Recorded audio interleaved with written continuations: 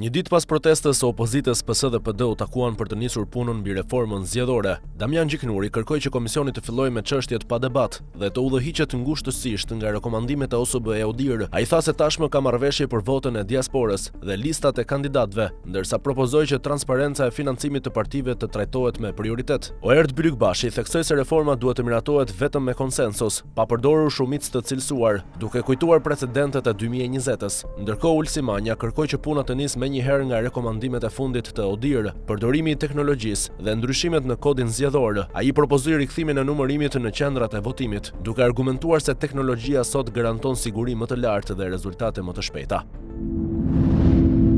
Kryetari i Bashkisë së Stambollit Ekrem Imamoglu, i cili ndodhet në Burg, i ka dërguar një letër mbështetje kryebashkiakut të Tiranës Erion Veliaj pas vendimit të gjykatës kushtetuese që rrëzoi shkarkimin e tij. Imamoglu e cilëson vendimin si një shenjë të rëndësishme të besimit në qeverisjen demokratike, sundimin e ligjit dhe vullnetin sovran të qytetarëve. Ai theksoi se lufta për demokracinë në një vend është një luftë globale dhe përvojat e tyre të përbashkëta frymëzojnë mbrojtësit e demokracisë. Në letër, Imamoglu shpreh admirimin, miqësinë dhe solidaritetin e tij, duke uruar që të takohen sërish në të ardhmen si mbrojtës të palëkundur të vlerave demokratike.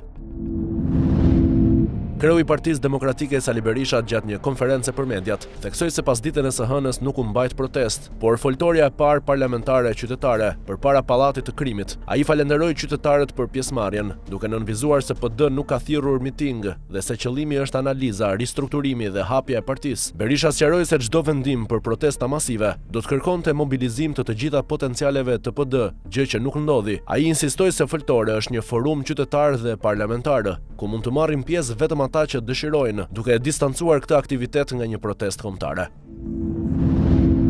Deputeti i Partisë Demokratike Oert Bylykbashi u mor në pyetje për rreth 2 orë në SPAK mbi një kallëzim të bërë nga deputetët e PD lidhur me një vjedhje prej 12.5 milionë euro që ka lidhje me kompaninë e inceneratorëve. Ai sqaroi se kontrata fillestare ishte për 19 milionë euro, por përmes kompanisë së lidhur me inceneratorët u krye për 6.5 milionë euro, duke rezultuar në humbje të mëdha. Bylykbashi theksoi se respekton sekretin e hetimeve dhe se çështja lidhet me zonën zgjedhore të Bashkisë Durrës. I pyetur për dosjen e 21 janarit, ai deklaroi se nuk ka marrë ftesë dhe nuk ka qenë në Shqipëri në atë kohë.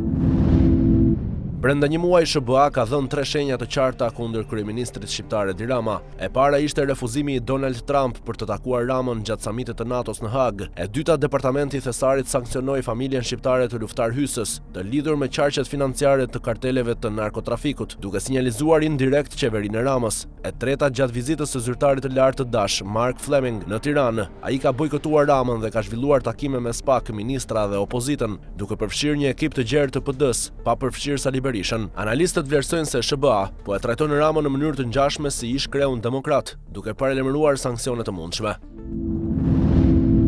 Gjykata e posaçme ka vendosur dënim total deri në 38 vite e 6 muaj për të akuzuarit e dosjes Metamorfoza. Edmond Preka u dënua fillimisht me 10 vite, duke u ulur në 7 vite për shkak të gjykimit të shkurtuar, ndërsa Behar Bajri, nga 13 vite, bie në 8.8 vite, akuzohet edhe për korrupsion ndaj gjyqtarëve. Astmer Bilali mori 8.6 vite, me ulje në 5.8 vite. Xhevair Lita, me dënim fillestar 5 vite, lirohet menjëherë pasi ka shlyer masën. Oltion Bistri, shpallet i pafajshëm për korrupsion dhe pastrim parash, dënohet vetëm me 2 vite për zbulim të akteve sekrete. Vendimet për Pëllum Gjokën dhe Ardit Hasanbegajn do të jepen më 2 dhjetor.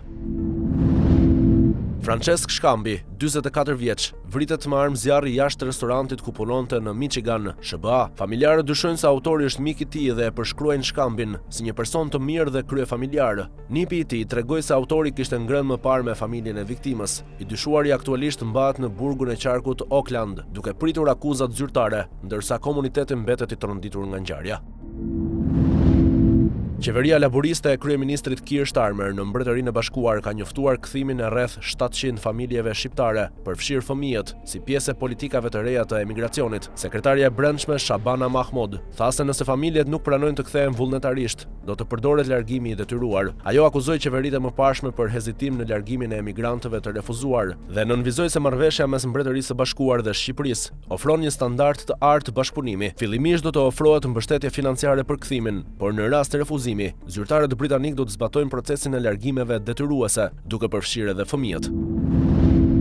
Princi i Kurorës Saudit, Mohammed bin Salman, viziton SBA-n për herë të parë që nga vrasja e kritikut Jamal Khashoggi në 2018. Ai do të takohet me presidentin Trump në Shtëpinë e Bardhë, ku janë planifikuar bisedime në zyrën ovale, dreka dhe darka zyrtare. Vizita pritet të çojë përpara shitjen e 48 avionëve luftarak F-35 dhe një sër marrëveshjesh biznesi dhe investimesh, përfshirë premtimin prej $600 miliardësh nga Arabia Saudite. Udhëheqësi saudit kërkon gjithashtu garanci sigurie, qasje në teknologjinë e inteligjencës artificiale dhe përparim në programin bërthamor civil. Trump synon të forcojë lidhjet SBA Saudite, të mbajë Arabinë Saudite larg ndikimit të Kinës dhe të avancojë normalizimin e marrëdhënieve me Izraelin përmes marrëveshjeve të Abrahamit.